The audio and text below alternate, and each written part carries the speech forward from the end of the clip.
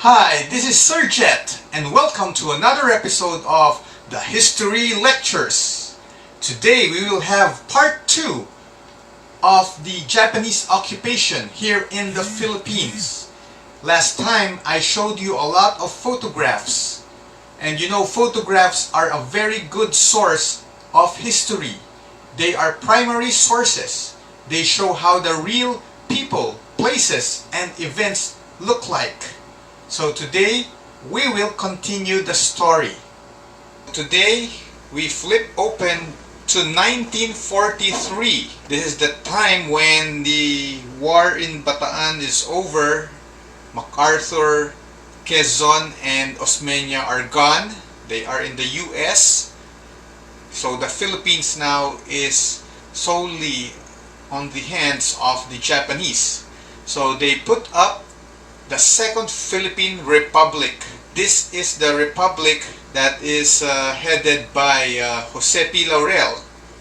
And this is him in his inauguration. Or the old history books call this the puppet government. But in modern history books, we call it the Japanese-sponsored republic. Because when you say puppet republic, that's kind of harsh. So we use a more friendly word, Japanese-sponsored republic. Laurel was a member of the Commonwealth Republic under Quezon. The night that Quezon was about to leave, to escape the Japanese, he talked to Laurel and said, Laurel, I need a guy who would negotiate with the Japanese so as to reduce the atrocities of the enemy on the Filipino people. And you're the man. So he's telling Laurel that he has to be left behind to face the Japanese. And he did accept the challenge. And Quezon was right. The Japanese chose Laurel to be the head of their Japanese-sponsored republic. Why? Because Laurel can speak Japanese, and he had ties with the Japanese government during peacetime, before the war. So he took the challenge and he became the president that the Japanese appointed. And this is Laurel on another occasion. And guess who are with him? The other officials of the Japanese-sponsored government. And one of them is very familiar to you. Do you notice the guy sporting the flat top haircut? Who else is wearing flat top? Everybody else is having a different hair. He's the only one who has a flat top. And you know who that is? Yes, that is Aguinaldo. Emilio Aguinaldo. He's still alive during the Japanese period, and in fact, he became an official of the Japanese-sponsored republic. Others call him a collaborator. Collaborators are people who help the enemy during the war. See, they even made him into a manager of a company in a disco. This guy, Aguinaldo, even made a broadcast to MacArthur that he should surrender. And another thing that Aguinaldo did for the Japanese is he held a megaphone in his hand. He rode a truck, and the truck went all over the Philippines, and Aguinaldo was saying on the megaphone, "Mga kababayan ko, dapat na malaman nyo, makipagtulungan tayo sa Hapon. Sila ang tunay nating mga kaibigan." And that's the role of Aguinaldo during World War II. The Japanese also had sponsored republics all over their conquered territories, and this is Laurel together with the other presidents that the Japanese installed in Asia. Like the Japanese also conquered present-day Malaysia and Vietnam, China, and so these are the counterparts of Laurel in those places. Because the Japanese really wanted to evict all the white people, the Western powers from Asia, and install governments that are Asian run. So that's one of the objectives of Japan. And so they want to put up a Asia for Asians policy. Now in the Philippines, the Japanese also printed our own money. Anything American they want to eliminate. Even the speaking of the English language, they prohibited that in schools. And also the money that we use during the American period, they took that out of circulation and they put their own money. If you notice, the Japanese money in the Philippines has the portrait of the Luneta Monument, the Rizal Monument in Luneta. Because for the Japanese, Rizal is their friend, or Rizal is considered a hero. The fact that Rizal had a Japanese girlfriend, a Osei-san. So they didn't remove Rizal out of our culture. And this is called also the Mickey Mouse money, because people would need lots and lots of this to buy a simple item in the palengke. People would bring one bayong full of this paper money just to buy a small kamote. And that's how hard life was during that time. The value of the peso was really very small. Now, Filipinos are really freedom-loving people. We can see that all the way from our history during the time of the Spaniards, and even now in the time of the Japanese. The Filipinos, even though we got defeated in Bataan, the fight continued in the mountains. So some civilians armed themselves, and they were sometimes joined by some Bataan survivor, and they called themselves guerrillas. So here is a picture showing a guerrilla unit in San Fernando, Pampanga. So they don't really wear military uniforms. Only one is wearing a uniform. Probably he's from Bataan, but the others most likely are civilians who got guns, and they hide in the mountains, attack the Japanese at night. They would be able to kill a few Japanese from the detachment in the town, 2, 3, 4 Japanese soldiers, and they would run off with the stolen guns back to the mountains. And you know, if you do that tactic called the hit and run tactic once a week or twice a month, then you would really make a dent on the Japanese forces' strength. That's why, you know, before MacArthur arrived in the Philippines, the Japanese forces were already weak. They just delivered the knockout punch, but the little jabs that weakened the enemy were done by the guerrillas. So who's the real hero in World War II? Who's the real liberator of our land? It's actually our own people, the guerrillas. It's not really MacArthur who liberated the Philippines. He got a big help actually from the guerrillas. Even indigenous people joined the fight versus the Japanese. Here is a guerrilla unit composed of Aitas, and they are in Bambang Tarlac. Even these people didn't want the new colonizer in our land. Now the Filipinos also had their propaganda material. The guerrillas own a printing press, and they print such materials that they distribute among the people to inspire the people or keep the hope alive that one day we will be free from the oppressor.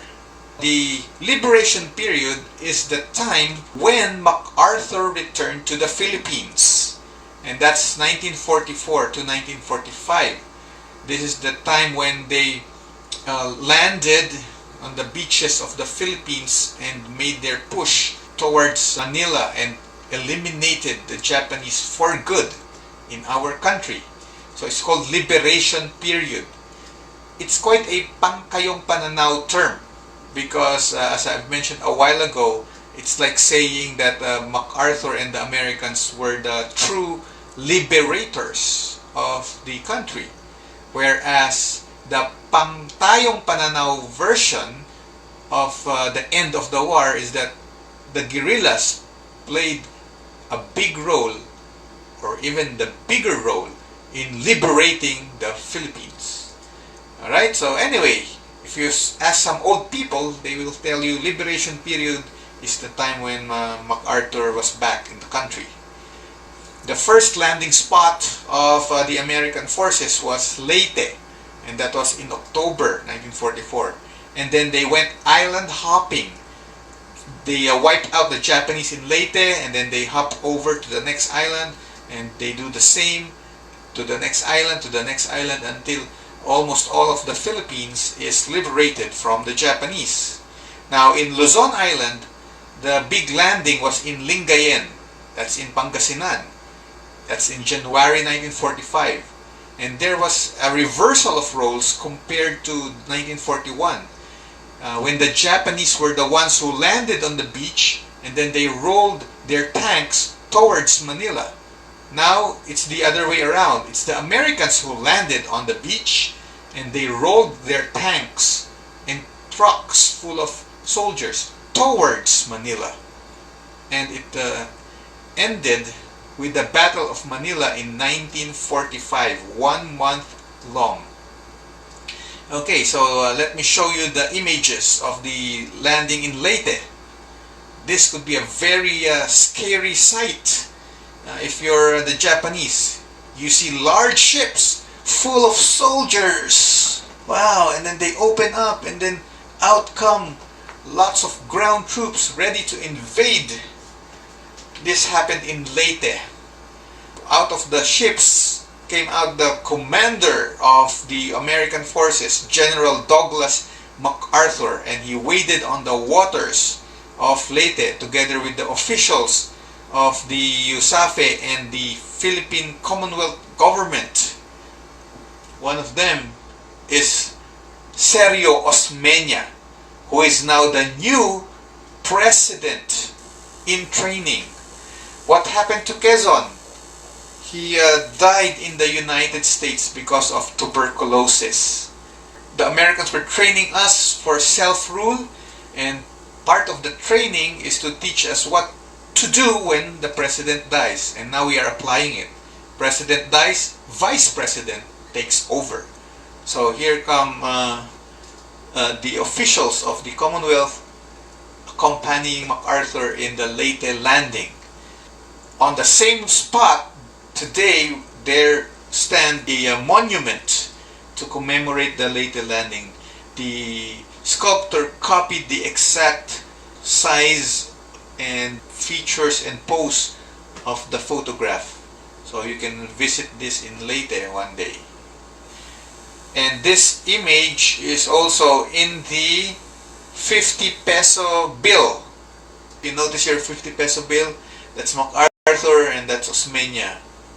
Why in the 50 pesos? Because that's the money wherein you have Osmeña as the main character. This is Osmeña in his younger years as a legislator. And later in 1944, he was the president of the Commonwealth.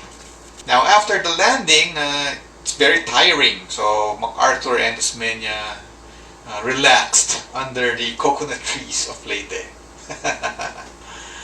Alright. Okay, so the Americans also had their airdrop strategy. So they dropped leaflets over the islands, and this is to inspire the Filipino civilians that their savior has arrived. The warriors of freedom have landed. And they also made billboards to ask for the cooperation of the civilians in wiping out the Japanese. Oh, by the way, this vehicle is the US military jeep. And after the war, they left this in the Philippines. Thousands of units of this vehicle. And some entrepreneuring Filipinos converted that vehicle into a public transport vehicle, which we now know as the jeepney. They put a roof over it, extended it for more passengers, and they made business out of those vehicles. The jeepney was invented just after the war in 1945. Okay, another image of the liberation period. Everybody wanted a hand on the effort of clearing the country from the Japanese. Even children would like to contribute something. If they couldn't be combatants, they can be grave diggers. That's what they are doing in this photograph. You can imagine the euphoria of the Filipino people when the Americans arrived. Everybody was welcoming them. They would have a motorcade in the town, and the people would be flashing the V sign like this. Then they would say, "Victory Joe! Victory Joe!" as a sign of their welcome to the US troops. The Battle of Manila. After wiping out the Japanese in practically all the islands of the Philippines, including the big island of Luzon, the last leg, or the last place where there are Japanese stronghold is Manila. And so the American troops have surrounded Manila by this time in late January of 1945. And as I've said a while ago, there is now a reversal of roles. Going back to 1941, the Japanese were the ones going towards Manila. And what did MacArthur do? At that time in 1941, he declared Manila an open city. He said to the Japanese, "Go ahead, take the city. We will not put up a fight," to save the city from destruction and the people from getting killed in the crossfire. So it turned out to be a smart decision by MacArthur. But now, at the end of World War II, it's the Japanese who were waiting inside Manila, and the Americans were on the assault coming from the outside. And this time, the Japanese did the opposite. They did not declare Manila an open city, but instead they said to the Americans, "Come and get us." So the Americans bombarded Manila. They call it carpet bombing. And the sad thing here is that the Japanese, their commander, on the night that the Americans would start their assault, he gathered the last remaining Japanese in Manila and told them, "We will die anyway. It's imminent that we will be defeated and we will die. So might as well kill as many Filipino civilians as possible before they kill us." Wow. And the Japanese commander asked the soldiers, "What is the color of your uniform?" And the Japanese soldier said, "Olive green." The commander said, "I want every square inch of your uniform to be drenched with Filipino blood. It should be red, not olive green." And that's what they did. It was a big carnage. The Japanese killed 100,000 Filipinos in 1 month. And they raped the women before killing them. Every woman they saw along the way, whether a small child, a teenager, middle age, or old age, they raped them all and killed them. And then the babies, they threw them in the air and catch them with their bayonets. And they burned the city. It was really a very horrorful event, and historians call it the Rape of Manila. The whole month of February 1945. Now here are images of the Battle of Manila. There's a camp of prisoners, white prisoners, Americans, Europeans, in the UST campus. And this is one of the first buildings that the Americans took in the Battle of Manila. Okay, so they wanted to free their countrymates. They attacked UST and then they freed the prisoners. You can see them now. This is the building, the main building of UST, which now looks like this. That door over there is this door. So this is the same exact spot in the photograph. Now UST didn't have too much damage because the Japanese really concentrated their troops in the area of Intramuros to Malate. Okay, so that area from Intramuros to the present LaSalle building in Taft, Vito Cruz, that's the battleground. That's where the Japanese soldiers did the rape of Manila. Now in Intramuros, This is one building where the Japanese hid, and so the Americans riddled it with bullets, as you can see. Familiar building? That's Letran. And this is how it looks like today. This is Letran in Intramuros, not the one in Calamba. And outside Intramuros, here's the building that looked like a cake that crumbled down. Wow. This is the National Museum. This is how it looks like today, after it has been rebuilt and restored. But during the Battle of Manila, it was one of the buildings that were destroyed by American fire, American gunfire and artillery fire. And here's the same building on a different angle. This is just across the Manila City Hall. Now inside that building was the bones of Bonifacio. It's on display in that building before the war, but with this bombing of that building, the bones disappeared, and we don't know where the bones are anymore. So at least we had a photograph before it disappeared. The photograph I showed you in the previous lessons, the skull of Bonifacio with the teeth broken. Okay, now this is the Manila City Hall, and this is how it looks like today. Okay, look at the three arches. Okay, those are the three arches, and there's the bell tower. And just like the other buildings, it's riddled with bullets. Here's how it looks like on another angle, and this is how it looks like today on that same angle. Finally, the Battle of Manila ended after 1 month, and the Japanese surrendered. All over the Philippines, the Japanese had their surrender ceremonies, and here's one that happened in Cebu. As you notice, there are women in the Japanese Imperial Army. And here's another one from the provinces. Whoa, poor Japanese. They're going to be killed. The others are already aiming their bolos. So finally the guerrillas will have their redemption, their opportunity to get back at the Japanese. Now one thing you should know about the Japanese Imperial Army, and this fact is really an open secret. You can ask any survivor of World War II. If you have your Grand Lola or Grand Lola still alive, you can ask this question. I've asked this question also to my Korean students when I taught for Kyungnam University before, and they told me the same thing, that there were many Koreans in the Japanese Imperial Army in the Philippines.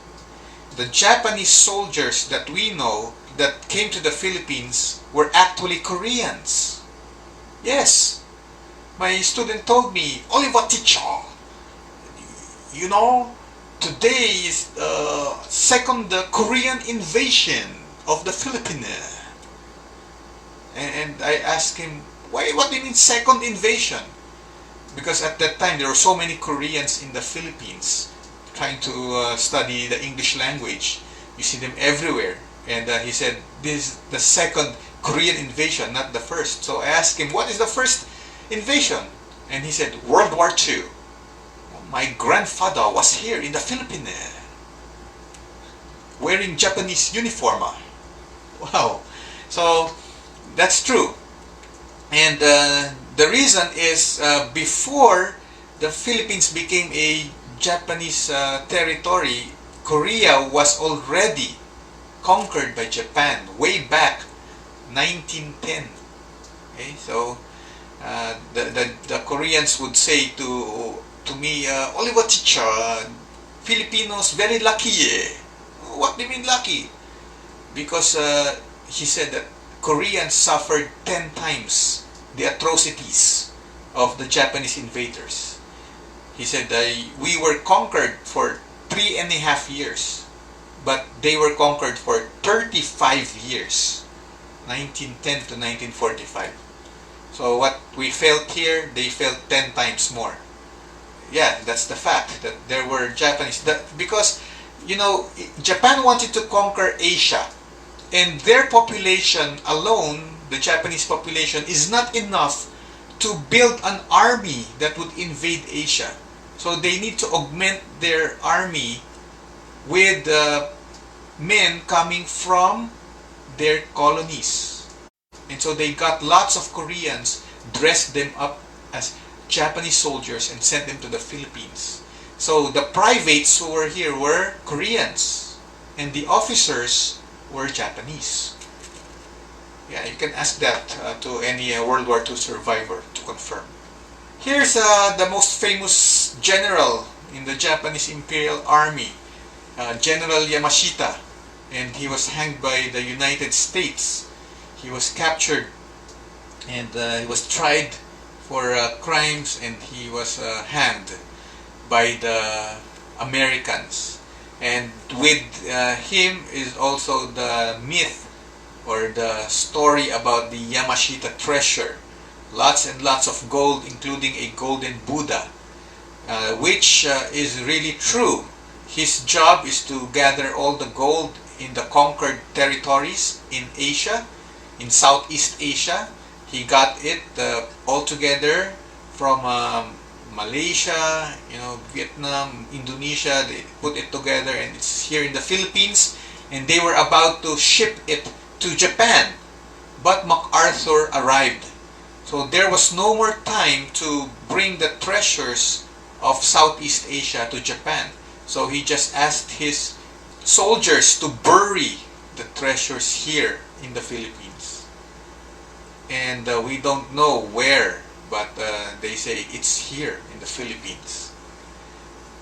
Now, some people say that the soldiers who buried the treasures were able to go back to Japan, and they kept maps of where they buried the treasure. When they arrived in Japan, they gave the map to their children. They said, one day you go back to the Philippines, get the treasure, here's the map. And we don't know if they have returned already and they have gotten the treasure. So that's a mystery up to today, the Yamashita treasure. Okay, the last photograph I will show you is the story of the Straggler in Lubang Island. Lubang Island is in Mindoro. It's a small island off the big island of Mindoro, a few kilometers from the big island of Mindoro. And what does a straggler mean?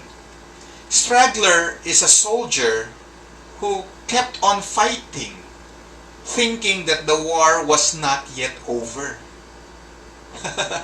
And here we have a Japanese straggler who was still in uniform and trying to fight in the name of the Japanese Imperial Army 30 years after the war. He didn't know that the war was over 30 years ago. Amazing. The story goes like this. There were actually four Japanese soldiers who were left in the island of Lubang, and their commander told them, do not give up this island. Defend it until you die, or with all your strength. And so the commander left them. Now the four of them remained, and in the next many years there were sightings of them, okay, the Japanese, in the jungles. And sometimes they would go to a village, steal some chickens and pigs so that they will have food in the jungle. And so the other three died in the course of time. But this one was still alive because he was a young man at the end of the war. He was just around 20 or 21 years old when the commander left them in Lubang Island. And he didn't really know that the war was over until one day the Philippine government finally spotted the commander in Japan. So the commander was still alive, and they brought the commander to Lubang Island to convince the soldier or the straggler to surrender. The commander said, "Hey soldier, surrender now." I'm your boss, I'm your commander. That's an order. Don't you know that the war is over 30 years ago? And then, as any good soldier would do, he obeyed his commander.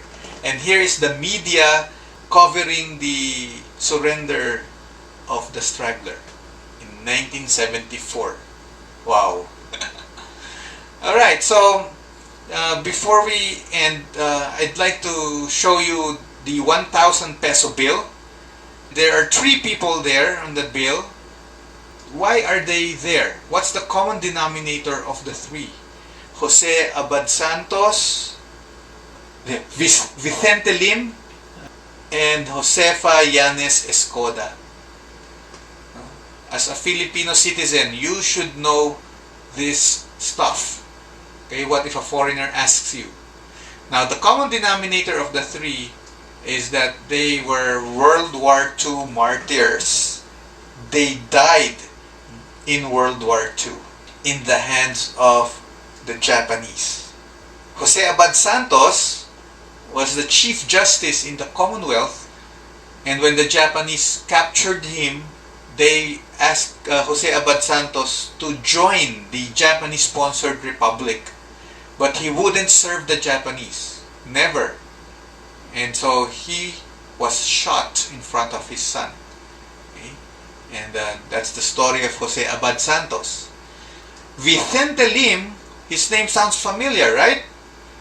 If you're from Calamba, you know there's a military camp called Camp Vicente Lim in Canlubang, because he is a proud product of Calamba.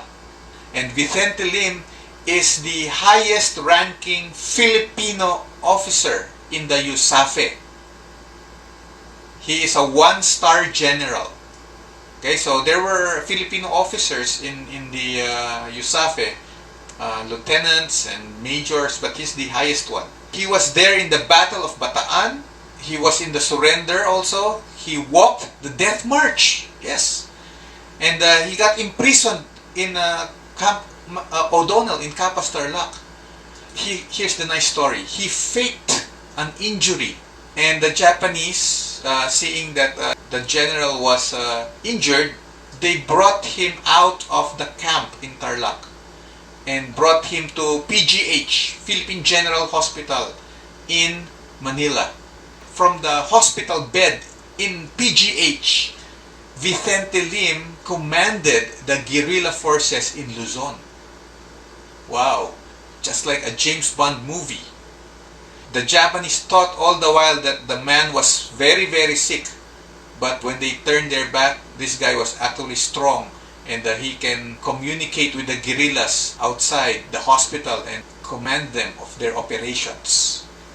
Now, sooner or later, the Japanese learned about his fake injury, and so he got arrested and put into Fort Santiago.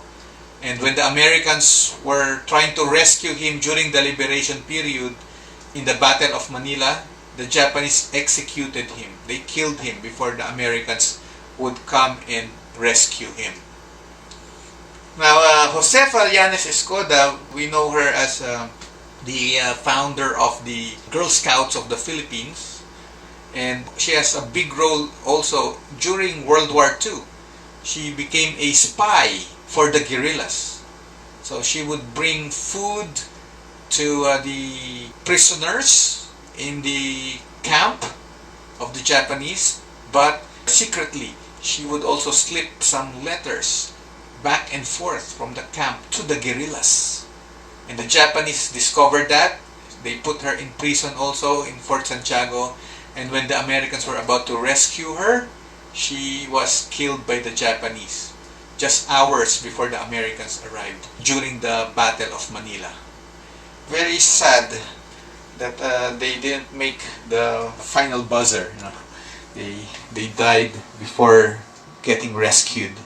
That's all the images I have to show you today, and I hope that you have seen the story through the pictures, how World War II happened in the Philippines. Now you have a homework.